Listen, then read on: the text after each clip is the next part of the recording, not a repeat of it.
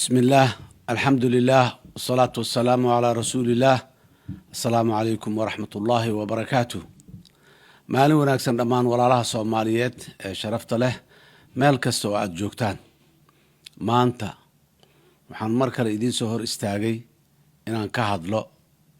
xaaladihii ugu dambeeyay ee dalka iyo tallaabooyinka dawladdu ay qaaday ee ku aadan difaaca wadajirka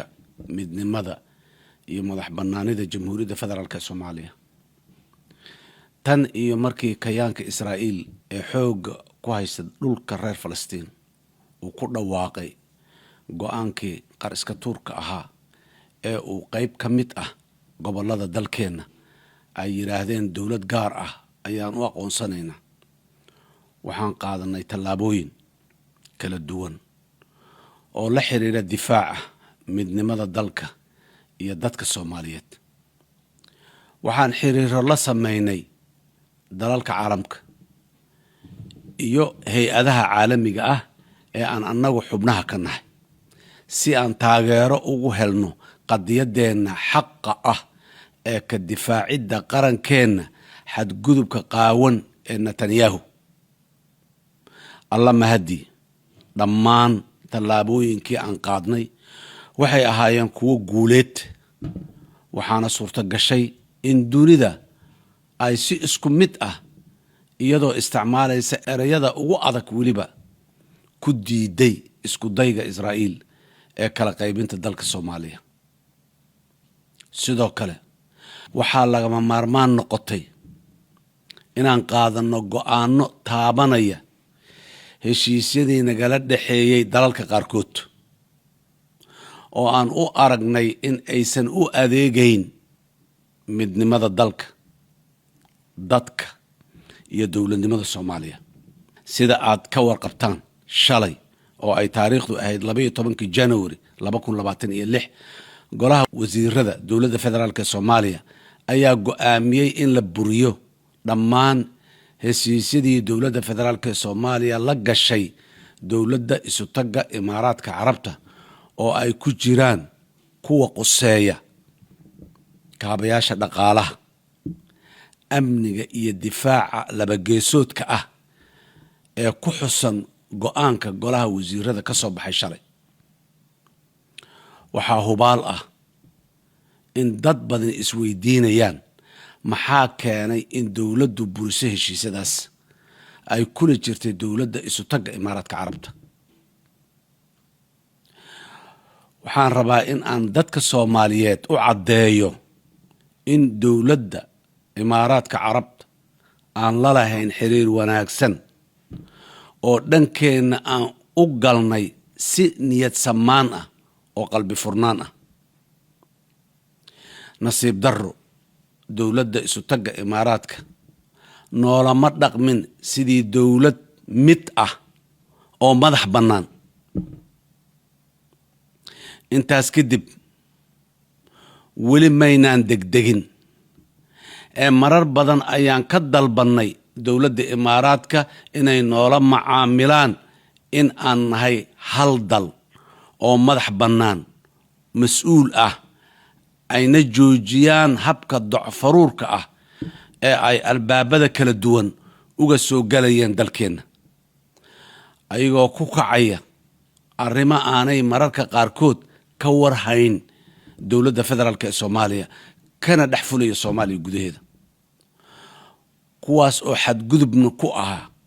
haybadda iyo qarannimada dalkeena. ka baaraan degid dheer iyo qiimeyn badan kadib waxaa qasab noqotay in aan qaadano go'aanadii shalay soo baxay ee lagu baabi'iyey heshiisyadii nagala dhaxeeyay dawladda Imaaraadka Carabta. go'aanadani waa kuwo ku salaysan difaaca danaha qaranka, madax bannaanida dalkeena iyo dhowrista midnimadeena dhuleed. kadib markii ay noo caddaatay in sii socoshada heshiisyadaas iyo iskaashiyada nagala dhaxeeyay dawladda Imaaraadka Carabta ay khatar ku yihiin qarannimadeena iyo qaranka Soomaaliyeed. dawladda federaalka ee Soomaaliya waxay xiriir wanaagsan oo ku salaysan sinaan, isqadarin walaalnimo saaxiibtinimo iyo wax wada qabsi la leedahay dhammaan dalalka caalamka laakiin marka ay noo caddaato in heshiisyada qaarkood culays ku yihiin danaha qarankeenna waxaa waajib nagu ah in aan tallaabo qaadno sida shalayba dhacday walaalaha Soomaaliyeedu waxaan rabaa muwaadiniinta Soomaaliyeed inaan u caddeeyo go'aanka dawladda inaan marnaba loola jeedin in dadkeenna dhibaato ka soo gaarto sidaa daraaddeed dawladdu waxay mas'uuliyad weyn iska saaraysaa in wax kasta oo taabanaya nolosha dadka Soomaaliyeed ay ilaalinayso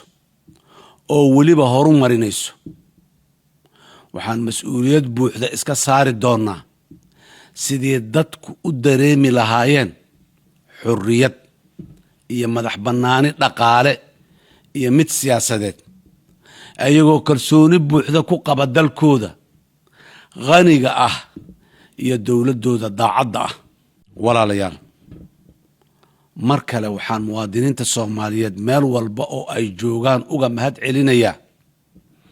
dareenkooda daljaceylka leh iyo isku duubnida ay uga horjeedaan xadgudubka Israa'iil iyo saaciidayaashaba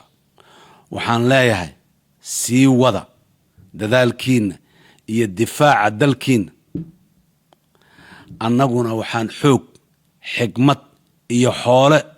wixii aan haysano ama aan heli karno isugu geynaynaa in aan xaqiijino midnimada dalkeena iyo dadkeena dawladda federaalka Soomaaliya waxay qaadi doontaa tallaabooyin kala duwan oo la xiriira difaaca qarannimadeena mana jirto cid looga haybaysanayo arrinta difaaca iyo midnimada qaranka mar kale waxaan ku celinayaa un cod dheer ku leenahay Soomaali baa leh Soomaaliya ha midowdo